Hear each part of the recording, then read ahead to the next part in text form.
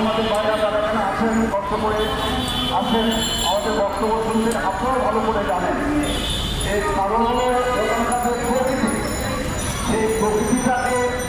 যেভাবে নিয়ন্ত্রিত হয় ওই মেঘালয় বা আসামে ওখান থেকে যে পাহাড়ি ঢল মানে যে গিরিপথে বা ওই নদী পথে নামে ওই গোটা পাহাড় এলাকার যে পানি, বৃষ্টির পানি,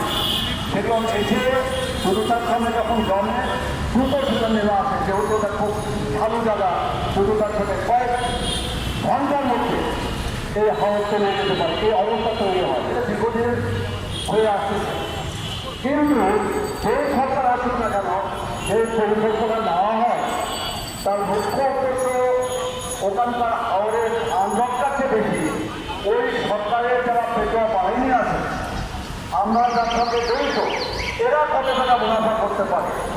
এই লক্ষ্য সামনে রেখেই বিভিন্ন পরিকল্পনা নেওয়া হয়। একটা দীর্ঘস্থায়ী পরিকল্পনা নিয়ে তত্ত্ব বাদ না করে যদি বেড়িবাঁধ ঠিকমত নির্মাণ করা হতো, জায়গাটাকে উপযুক্ত শক্ত করে, পাশাপাশি এই যে লাভ্যতা যে কমে গেছে, সেই লাভ্যতা বৃদ্ধির জন্য যে ড্রেজিং করা দরকার, ওখানে যে খালগুলো আছে প্রায় শতাধিক, আমি যত মনে করতে পারছি খাল আছে,